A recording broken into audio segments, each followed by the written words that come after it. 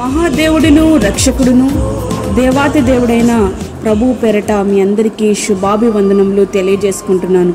ఈ Jesus new creation ministries ద్వారా ప్రతిరోజు అనుదిన ఆహారమును మీతో పంచుకోవడానికి ప్రభువిస్తున్నటువంటి కృపను బట్టి దేవునికి ఎనలేని కృతజ్ఞతలు. వాక్య ధ్యానంలోనికి మనం వెళ్దాము. 1 సమూయేలు 16వ అధ్యాయము 7వ వచనం. ఆ దినాలలో సమూయేలు గారు ఇశ్రాయేలులకు ప్రవక్తగాను న్యాయాధిపతిగాను యాజకునిగాను ఉన్నారు. దావీదును రాజుగా అభిషేకించుటకు ఆయన బెత్లెహేమునకు వెళ్లి యెష్షయి కుమారుడైన ఎలీయాబును చూచి, నిజంగా యెహోవా అభిషేకించిన వాడు ఆయన ఎదుట నిలిచి ఉన్నాడని అనుకొనెను. అయితే యెహోవా సమూయేలుతో ఇలాగు సెలవిచ్చెను, అతని రూపమును అతని ఎత్తును లక్ష్యపెట్టకము. మనుషులు లక్ష్యపెట్టు వాటిని యెహోవా లక్ష్యపెట్టడు. నేను అతన్ని త్రోసివేసి ఉన్నాను. మనుషులు పై రూపమును లక్ష్యపెట్టుదురు గాని యెహోవా హృదయమును లక్ష్యపెట్టును అని స్పష్టంగా సమూయేలు గారికి ప్రభువు తెలియచేశారు. యెష్షయి తన కుమారులందరినీ సమూయేలు గారి ఎదుటకు రప్పించారు. కానీ దేవుడు వారందరినీ త్రోసివేశారు. దేవుని ఎన్నిక ఎన్నటెన్నటికీ తప్పు కాదు. ఎన్నిక చేయబడిన వ్యక్తి తన గర్వము అహంకారము చేతనే పతనమవుతున్నాడు. సౌలు జీవితమే దానికి గొప్ప ఉదాహరణ. సౌలు కంటే ఉత్తముడు, దేవుని ఇష్టానుసారుడు, దేవుని ఉద్దేశములు నెరవేర్చే వ్యక్తికి దేవుడు రాజ్యాన్ని అప్పగించారు. అతనే దావీదు గారు, యెష్షయి కుమారులలో చివరివాడు. యెష్షయి గారు తన చిన్న కుమారుడైన దావీదును గురించి అసలు మాట్లాడనే లేదు. ఎందుకంటే దావీదును గురించి అట్లాంటి అంచనాలేమీ ఆయనకు లేవు. గొర్రెలు కాయడానికి తప్ప మరి దేనికిని పనికిరాడనేది ఆయన ఉద్దేశమేమో. ఇంకా ఎవరైనా నీ కుమారులున్నారా అని సమూయేలు గారు ప్రశ్నిస్తే గాని చిన్న కుమారుడైన దావీదు గారు ఉన్న సంగతి తండ్రి చెప్పలేదు. చెప్తూ కూడా అయితే వాడు గొర్రెల కాపరి అని పరిచయం చేస్తున్నాడు. అంటే వాడు రాజుగా ఉండడానికి పనికిరాడులే అనే తాత్పర్యము అతని మాటల్లో మనకి కనిపిస్తూ ఉంది. తండ్రి వారిని పిలువనంపించి లోపలికి తోడుకుని వచ్చెను. అతడు ఎర్రని వాడును చక్కని నేత్రములు గలవాడును చూచుటకు సుందరమైన వాడునై ఉండెను. అతడు రాగానే, నేను కోరుకున్నవాడు ఇతడే, నీవు లేచి వారిని అభిషేకించుమని యెహోవా సెలవీయగా సమూయేలు తైలపు కొమ్ము తీసి వాని సహోదరుల ఎదుట వానికి అభిషేకము చేసెను. నాటి నుండి యెహోవా ఆత్మ దావీదు మీదకి బలముగా వచ్చెను. 1 సమూయేలు 16వ అధ్యాయము 12-13 వచనములు.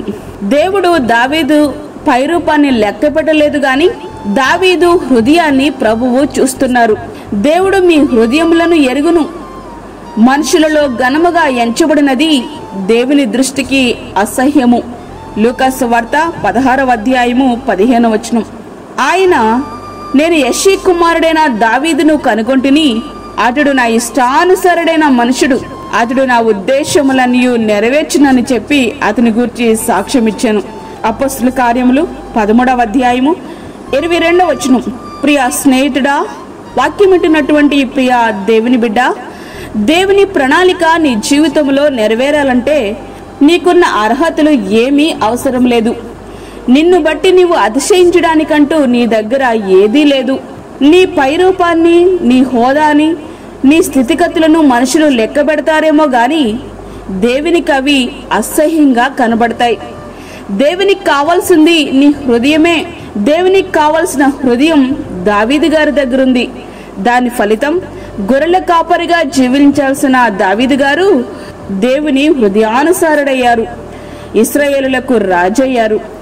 దావీదు వంశంలో నుండే ప్రభువారు శరీరధారిగా అవతరించారు. మరి నీ జీవితంలో ఆయన చిత్తము నెరవేరాలంటే ఆయన ఏమై ఉన్నారో నీవు గుర్తెరిగి దేవుని రుచి చూచి ఆయన హృదయానుసారుడుగా నువ్వు జీవించగలిగితే నీ పట్ల ఆయనకున్న సమాధానకరమైన ప్రణాళిక తప్పక నెరవేరుతుంది. మరి అట్టి రీతిగా దేవునికి హృదయానుసారంగా మనము జీవిద్దామా?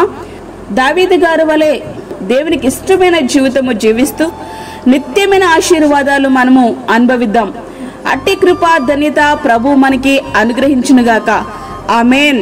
వాక్యమైన ప్రియ దేవుని బిడ్డలారా, ప్రార్థనలో ఏకీభవించండి. పరిశుద్ధమైన తండ్రి, ప్రేమగల యేసు ప్రభువా, శ్రేష్టమైన మరి యొక్క దినము మా జీవితంలో మీరు అనుగ్రహించారు. నీకు వందనాలు. ఈ దినమంతటికి కావలసిన నీ కృపను మాకు సమృద్ధిగా దయచేయండి ప్రభువా. బలహీనులను, చంటి బిడ్డలను, వృద్ధులను మీరు జ్ఞాపకం చేసుకోనండి.